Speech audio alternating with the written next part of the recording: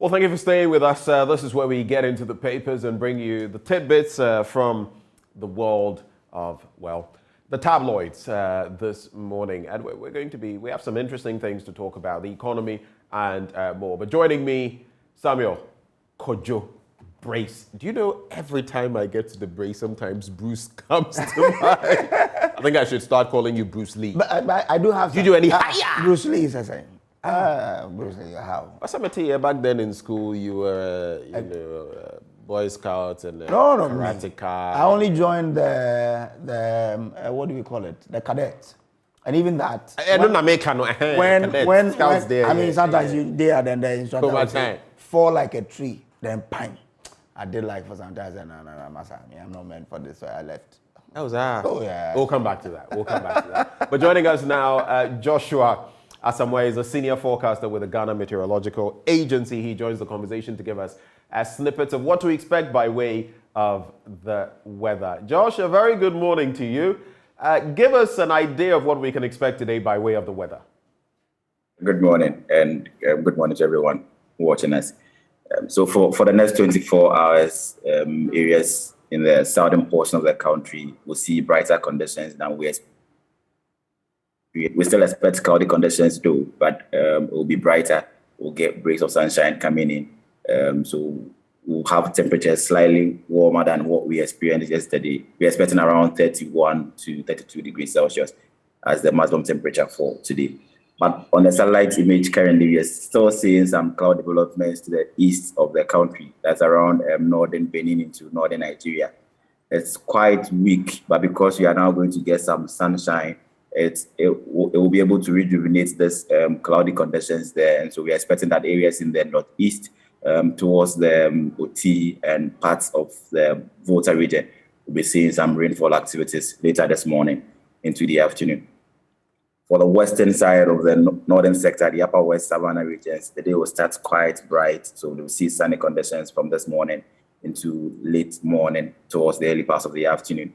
And then later, the clouds are expected to drift to those areas to also produce some rains over there. But then the impact of the rain will be quite low. If you can see on the Ghana map, the shading there, we are seeing green colors dominating for areas in the northern sector. So it means the impact the rain will have over the area will be quite low. For us in southern Ghana, we expect some moderate rainfall, especially areas in the middle sector. So if you're around the eastern, the western, north, Ashanti regions, we're expecting some medium impact rainfall later this afternoon into the evening. But for coastal Ghana, it will basically be the cloudiness for the morning, breaks of sunshine coming in later. And then in the afternoon, we'll go back into cloudiness with some pockets of slight to moderate rainfall. So we are not expecting any high impact or medium impact weather for coastal Ghana, just the middle portion of the country. Northern Ghana will also have some low impact weather within the next 24 hours. But for tomorrow morning, we are expecting very reduced visibility in the early hours, between 5 and 8 a.m. We're expecting some poor visibility. So how far ahead we can see will be reduced significantly. And so road users are advised to be very cautious when they're applying the routes in the early hours of the morning. Some mist and fog patches are expected in the early hours. So that will make visibility quite poor. And so we should be quite careful when you're using the route. So basically today, we still expect the cloudy conditions to persist, but it will be brighter than what we experienced yesterday. Well, that sounds like quite a plan by way of the weather. And it looks like another good day without too much, what would I even call it, apprehension about the rain. Thank you so much, Joshua Asamoah, for joining us with the latest by way of the weather. And do have a lovely weekend. Thank you. You too. All right. Josh is actually a senior forecaster at the Ghana Meteorological Agency. But let's come into the studio with my colleague here who is not a forecaster. He only forecasts money. The only thing he knows how to forecast is money. Please, have you seen any money heading in my direction? Like any big, what do I say, a big kwacha, kudi? Even if I had seen it, or even if I have seen it, I would say no. Why? Why would I allow money to get to you? Charlie. It has to be diverted to me. I thought I had a friend in this gentleman. Apparently, then you didn't. I had misfired. Yeah, you have. But I wish you plenty money. Amen. Thank you. I wish you all of God's the choicest blessings. Charlie, good to have you. Good to have you, man. All right, so let's talk money. Let's stay with money. Former President John Dramani Mahama has been talking about our economy. And he says, sack the finance minister. That if he didn't bear the name Uforiata, maybe if he weren't your cousin or something like that, he still wouldn't be at post. And that if you look at our borrowing and everything we've done, the writing is on the wall. He says, look, there's nothing ignominious about going the way of the IMF. If you are in dire straits, you need to do what you need to do to get the dollars, the liquidity to shore up the economy. He says we must be fiscally disciplined. I mean, I know you followed all of what he's been saying. What do you make of the former president? Because he also had his economic, woes in his time. They were able to weather the storm, but it cost them. I mean, back then in 2016, the economy was one of the major matters, corruption and all of that, but the economy was big. What's your take? I mean, going to the IMF was one thing that the MPP harped on to come to power. That because you were a bad manager, you had to run to the IMF and they had to pull brakes on a lot of the social interventions that you were doing, and so you couldn't do them any longer.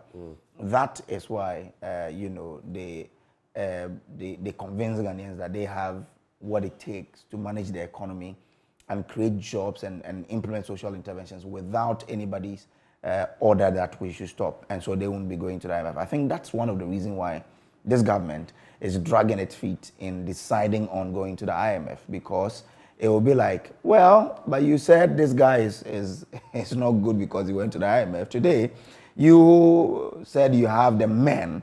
I'm also going back to it. So what's the difference between you and the... So the politics. Exactly. We play politics with it. It's just like the fuel price thing. That is what we all know the challenges, but if you play politics with it, it's like the exchange rate. If you play politics with it, the politics will come back to haunt you. Yeah, it'll come back to haunt you. So I think that's what I see. That Ben, I said you are not good because you've gone to the IMF, and today I come to assume the same position and decide to go the same way that you went that I criticized you. So that is what I see at play here. But yes, the former president, he's been there before. He's seen it. And he knows what is to be done to turn things around. So yeah, he's made this call, but there's one thing making the call and there's one thing that call being taken. So I don't know what the president is thinking. Probably they see the books, they know the back end that we don't know. They see what's coming in, they see what's going out, and they feel that they are on the right path. That's what they feel. But something I've noticed? More and more people, I mean, if you look over the last few months, a lot of the people who are saying, oh, let's wait, don't go the way of the IMF, are now saying, yeah, let's go. But that's Bokpin is there. I mean, so many of them are now saying, look, where it's going. Because, for example, our foreign reserves, we've bitten through them quite, not mid-sized, hugely. Since January, from $6 billion plus dollars in reserves. Now we're at somewhere under $4 billion, and it's getting critical. At the same time, the Eurobonds market is not a place we can go to currently. And some are even saying that if we would have gone the way of the IMF, the windows, when we should have gone, was maybe late last year. That now is becoming a bit tighter. Okay. You will not get exactly the best deals and all of that, though we know that going to the IMF, of course, is not like borrowing on the international market. But it appears if we don't act swiftly, whatever the action is going to be, because the e-levy, look, today we're going to be talking about it, but from everything we're seeing, may not be delivering what we expected. It may be delivering as little as 10 or I less think percent. The reason they didn't it means we're in dire straits. The reason they didn't go earlier, as you said, last year, is because they were thinking the e-levy was going to be the game changer. And everybody in government, and even not everybody, majority of the people in government felt that e-levy, if passed, is going to be a game changer. They were suspecting around 600 million, but it was only able to raise is it 6 million or 60 million? 60 million. So it's delivering just about. I mean, yesterday, I don't know whether it was Fides Kwachuofosu, who will be joining us on the show, by the way, who was saying that I think 60 million in the first month and a drop in the bucket in the second, which is June. That I mean, all of us should be concerned because what that means is already when we budget, we don't have that lump sum of money. It's basically money we don't even have. When we said we're cutting down by 30%, it was 30% we didn't even have. You get it? So moving forward, how is the country going to run? Because you must always think of it. Your family is like a microcosm of what we see. You manage things. You ensure that, you know, together with your partner and all of that. It's the same thing, but on a much larger scale. 31 million Ghanaians. And it's not a joke. If things don't go well, have you followed what is happening in Sri Lanka? Yeah, but you see, Ben, this economy, I hope that we are all learning because look, this discussion we are having, if care is not taken, would have change in government. We'll still come back to talk about some of these things. Because what didn't we talk about during the era of the NDC, led by John Mahama? Which is part of the problem. Yes. You see, part of our problem too, that I see, and I'm going to put this bluntly, I think part of the problem is that we are not spoiled for choice. You see in France, for example, how they've, you know, so to speak, constricted around the neck of Emmanuel Macron. He's won all right. But in terms of getting his way in doing certain things in the legislative body, he's constrained because of the gains the other parties have made. You would look at some entities in the media that back then were alone. I'll not mention any names. But then others sprung up, private enterprise, and then they had to, you know, start upping their game. It's always that way. When it's only a two-horse race, you have the two of them feeling, no. But that is a problem. Because I agree. That's the problem. Because if you guys are if there was choice, they would want to do, they would strive to do better. Choice is good. But if the two guys were interested in building Ghana, you should come to the table with, you know, something that would leave your name in the minds of the people for a very long time. Why? How many years has Nkrumah been gone? But till today, right? People do see him as the finest we've had. Right. People do see President John Kufuor. That man's foresight was just amazing. You know, now we're struggling. Let's talk our Greek because you are the silos he was putting up. Look at us today in the 21st century, 2022, 65 years after independence. In the Western, we're struggling with grain. When Ukraine, you know, catches a cold, the rest of us are, we've got a hay fever. In the Western region, that silo has been sold to a hotelier. Oh, you what? They've built a hotel around it, and that same person has built some accommodation for his staff around the silo. Who sold that place? Whose decision was it for us to lease? When was this put up? Do you have an idea? Oh, that hotel was, I'm sure, like, if I'm not wrong, getting to 10 years. 10 years? Yes, I'm sure. Getting to 10 years. At least we can pin it down to a certain administration. Okay. If because so many things happen. No. In this country, then we have to get it right. Anything that happens, whether it's someone building on a waterway, someone building in a place they shouldn't be building, or whatever. There is an administration in charge. We should lay the blame at their footstep. So you see, at their doorstep. These two guys, the NDC, the MPP, should look at themselves in the mirror and understand that where we are is as a result of their actions and inactions. Because the MPP comes to the table, will be blaming the NDC that he didn't do this, he didn't do that. The NDC comes again, will be blaming. So look, it's time we shelve those ones. A game of passing the buck. You did worse. You did this. My statistic here is better. In the meantime, the people are suffering. Do you remember back then? Nurses are suffering. Teachers are suffering. Oh, yes. Are they doing better today? The teachers are crying. Give us cola. You see the problem? It's not about the political party. It's about the thing we keep doing to ourselves. This ping pong, they play us, you know, table tennis, pat, then this one play pat. So it's still the political party. Because they are the ones who are doing this to us. The NDC, the MPP, they are the same people doing this to us. Today it's the MPP. Look at how things have gone. I don't know where we went that from 2017, where if you look at the data, we're doing so well. 2018, we're doing so well. Then all of a sudden, fine, this is where we are. And you see, when you tell them, I listened to Dr. Stephen Amwa yesterday talking about the fact that, UK, this is, you know, sometimes it boggles my mind when they make such assertions. These people are borrowing at what percentage? Sometimes less than under 1%. You want to compare yourself to them.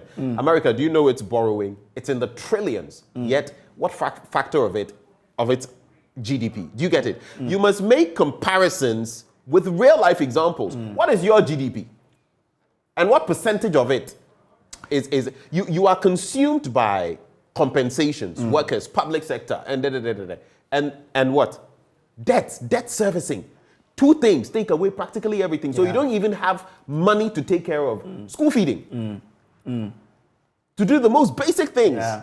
And you want to compare yourself to someone who has been there, done that. You see, this is where sometimes we get it wrong. We get it wrong. You don't need to be a nuclear physicist to see some of these things. Look, Ben, sometimes I think that for us as Ghanaians, we also have to tell the politicians, the political elite that enough is enough. That's the problem. We have to look at them. We don't have the courage to look them in the face and tell them enough is enough, because we've made ourselves, I'm from the Volta region. I should vote NDC. I'm from Otiye, NDC.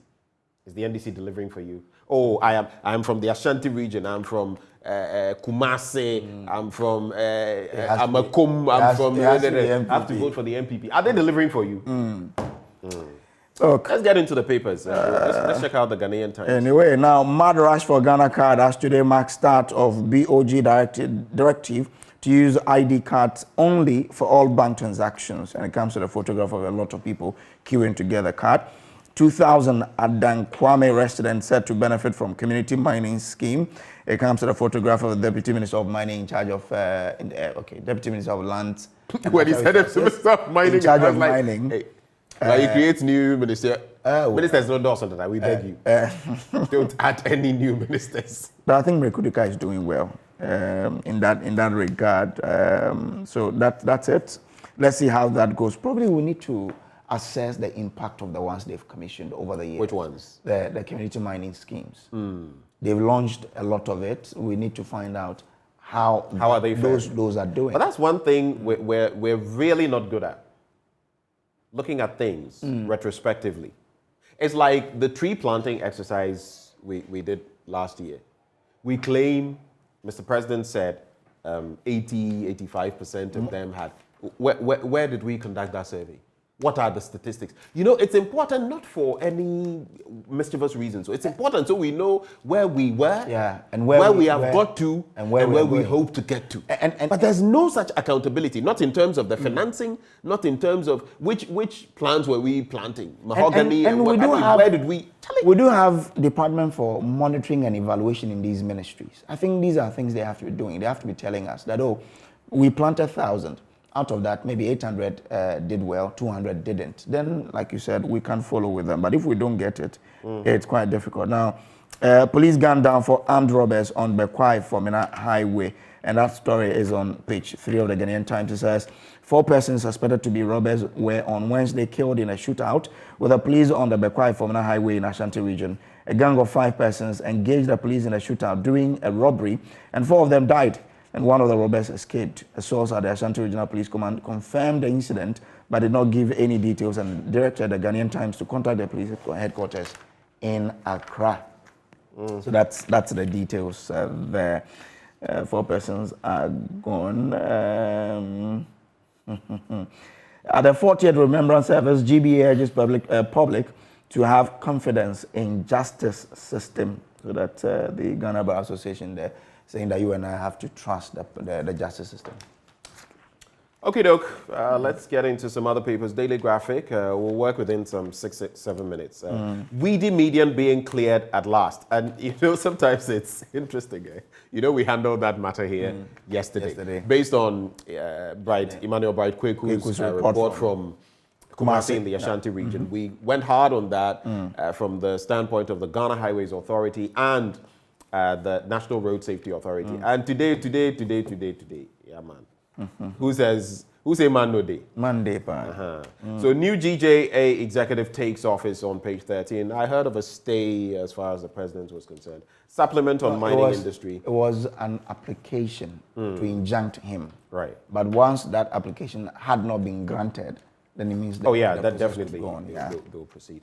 Don't place premium on private gains. Ochehene tells African leaders. I nearly said something, but let me leave it, because sometimes our chiefs do, some of them. I'm not referencing the Ochehene, but all this galamsey and the spoliation of our environment and all of that. A lot of the chiefs are very integrated in the system. Because Because the lands are theirs. So, and I'm sure they know everything that happens on them. Or majority of the things.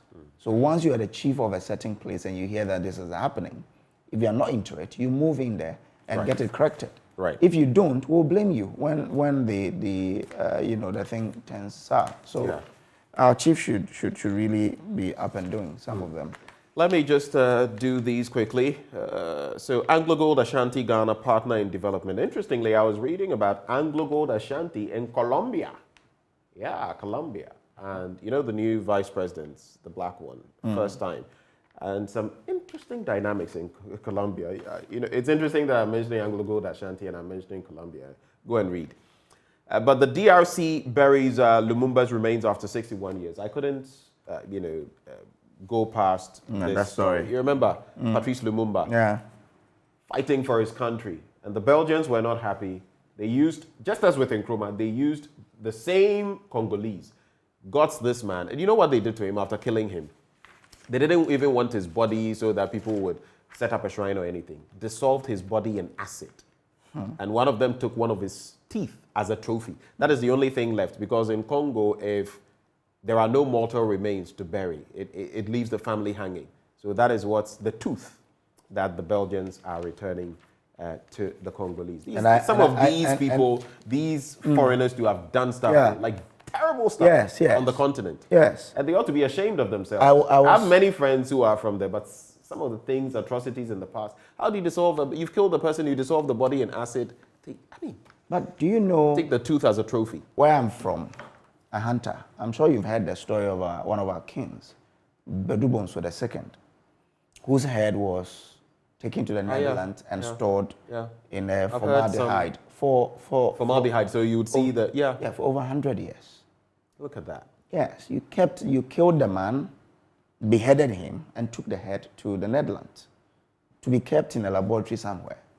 And it was the work of a researcher who brought the matter up at the tail end of the Kufuor administration. So when Atamos took over, then they were able to repatriate the head here. But you ask, there has to be some compensations when you are returning things like that. Because you brought shame to us, you brought shame to the family, you brought shame to the region he's from, you brought shame to the country, and you're only bringing the head just like that. How? And I feel there should be ways that we have to bring back these issues and let the whites pay. When they are returning the Benin bronzes that they stole, let them pay. When they are returning whatever, recently they were returning an artwork they have to pay. Cameroon.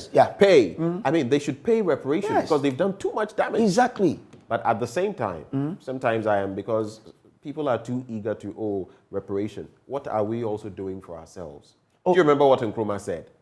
The black man is capable of manning his own affairs. Unfortunately, our leaders have proven otherwise. They've proven that we are not capable of manning our own affairs. Look at us on the continent. Yeah, but that notwithstanding, it still doesn't make up for what they did, and they have to pay. It doesn't. You bring it. In fact, if we mismanage it, you know why sometimes I'm not so much for all this reparation and the rest? Because there's no reparation that can pay for what they did. Exactly. But you, for example, like the head of our Tunfor, which has been brought to Ghana, imagine you tell us you're going to set up probably a university or a research center in his memory. Tunfor Bedubonso Research Center, something that generations yet unborn can come, go there and benefit from it, and then they will know the history associated with it. But if you just bring the head and it's kept somewhere, that's something that we need to discuss. That's something that we need to let them understand that we won't take it. You dissolve someone's whole body in acid and take the tooth, and you just brought the tooth back to the people, nothing else. No. Anyway, something must happen. Let's wrap quickly on some of the headlines. Daily Guide, Mahama punches Nana on economy. Is he a boxer now? No, he's not, but yes. When the words are heavy, what does that do? It hits you hard, and that's a punch.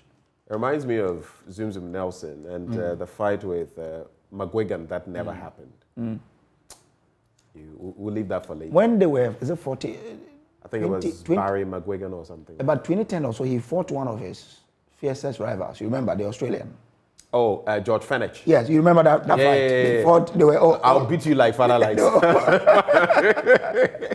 Hey, but that Fenech fighter. Left Fenech very badly. Yeah. I think he went into a coma or something. Nelson is Nelson. He's the best we've ever had on the continent, not just in Ghana. So Mahama punches Nana on the economy. Last time someone was telling me that the MPP has probably made Mahama look like a saint. Probably. Yeah, because if you look at what's happening. Nana Bawumia celebrate murdered judges. 2 corpses in critical condition. New GJ executives take office. But you know the government also disagree with you. Because they say Mahama didn't meet, what do we call it? Pandemic like the COVID and then also the Russia. He had Ebola. He had Doomso. But they say Ebola. Those were pandemics in their own right. But they say Ebola didn't come to Ghana. I disagree with those excuses that people give. Do the right thing. Do the right thing. That's all. Okay. All right then. Okay. Republic Press. Police allegedly involved in protocol recruitment scam granted 300,000 Ghana cedi bail. National Cathedral Secretariat rakes in over 31 million Ghana cedis. Board of Trustees. I did the calculation yesterday. It's just about over, was it 3 or 5 million? It's a drop in the bucket looking at the cost of the thing. So I don't know what we have to celebrate. Okay. Mahama stages comeback. I'll buy my own motorcade when I'm voted as president in 2024. Guess who? Kennedy. Ascent Central Member of Parliament. He has what it takes to do that. Okay, but let's celebrate the Public Enterprises Ministry and SIGA. Yesterday they did the Public Enterprises League table. And the one they want to have awards for. Oh, yes. I think that even as when... But when we publish the table and you see, say, SMSC is number 1, is that not way enough? But that's it. That's what they are doing. No, they want to have an award scheme, another... No, it's just to say thank you for what you've done. That's it. With whose money? Whose taxpayers' money? But why? You can source for fun. I don't know, because some state-owned enterprises are not performing. Let me congratulate the TDC Company Limited, the Tema Development Corporation also. They were the specified entity of the year. Yes, right. TDC. Well, the TDC, I've known of them for a long time. They won it. DVLA also won something. FDA won 2 awards. I think the water resources also did. Oh, it was a beautiful. Did I not win anything? Why? Are you on SE? You're not a specified entity in any way. But it was good. What I see, you're not a specified entity. Why? Me myself, I am an entity in. Have you signed a performance contract with the state interest and governance authority? I've not signed any. Good, exactly. All these entities have signed a performance contract with them, and then they look at they evaluate those performance, and then they give scores to it, and then rank. So that's what. Thanks for the reminder. I've reminded you, yes. To wrap with the finder, 29 rioters to face court on Monday as police commit to arrest all other perpetrators. But let's do this right before sports. My condolences to the Nchiba family of Nsawam Road Church of Christ and SCC Wager on the loss of the father and husband, Kwame Nchiba. I wish you well as you start preparations to lay him to rest next week, Saturday. Nyame and Kamuni Naamoho. It's from my very able producer, Ekosam, and from all of us here at the Multimedia Group. God be with you. Up next, sports.